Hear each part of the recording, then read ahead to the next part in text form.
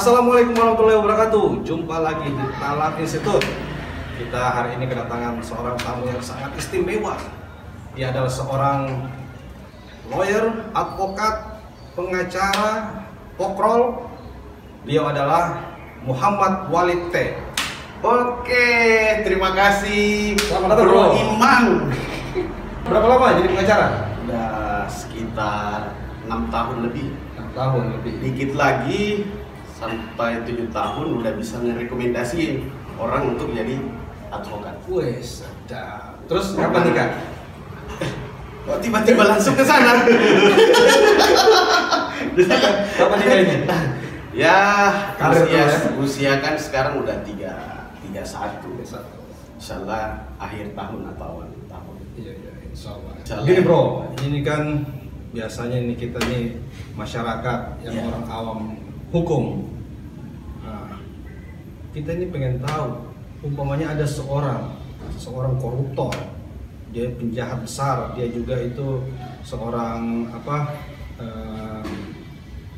seorang yang pengedar narkoba, Ya. terus pembunuh, pemerkosa. Iya. Terus di sidang, memang itu perlu kita bela? Memang perlu pendampingan dari seorang lawyer gitu?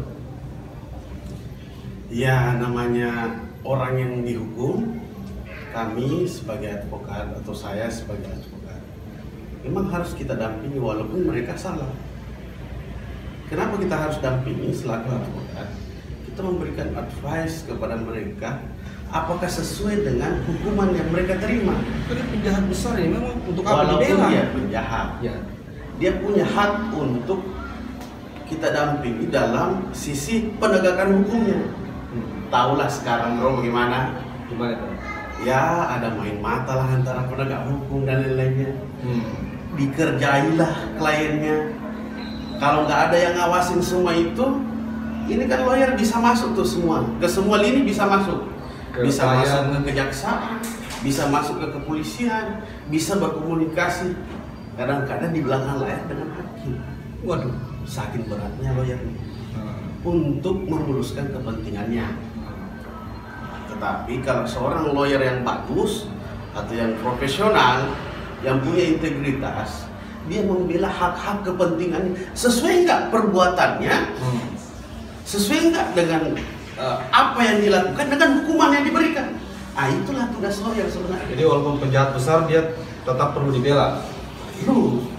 Karena Biar dia tidak- juga punya hak untuk itu, punya hak untuk dilakukan, untuk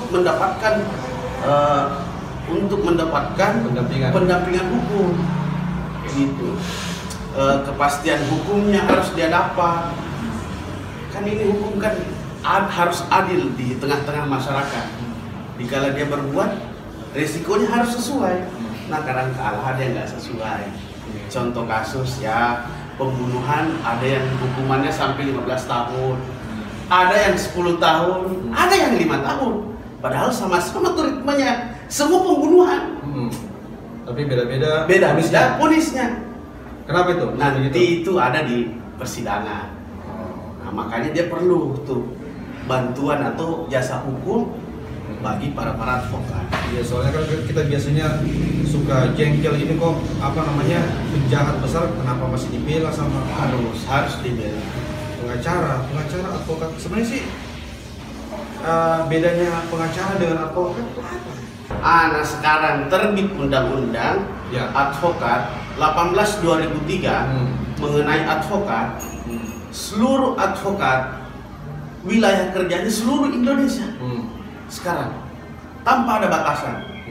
Walaupun dia selama dia dapat.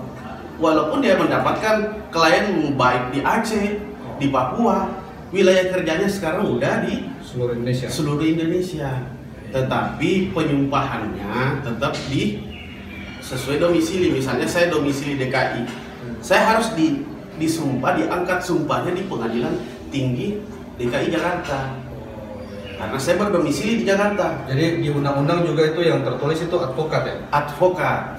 bukan pengacara. Makanya berubah tuh pada saat penetapan 18/2003 undang-undang advokatnya. Iya. Makanya ditetapkan advokat. Advokat. Jadi memang istilah yang resminya. Advokat, jasa hukum, lawyer, satu kesatuan disatukan menjadi advokat. Itu dalam undang-undang advokat. Ya. Begitu, bro. Mungkin kalau kalian ada pertanyaan-pertanyaan bisa tulis di kolom komentar ya. Di kolom komentar, nanti bisa juga hubungi Instagram dari Bro Walid ini. Ya. Ada juga di deskripsi. Dan ada pertanyaan-pertanyaan lucu tentang hukum, tentang pengacara, tentang apa bisa tulis di kolom komentar dan Bro Walid akan menjawabnya. Ya. Secara tuntas, tas. Siap.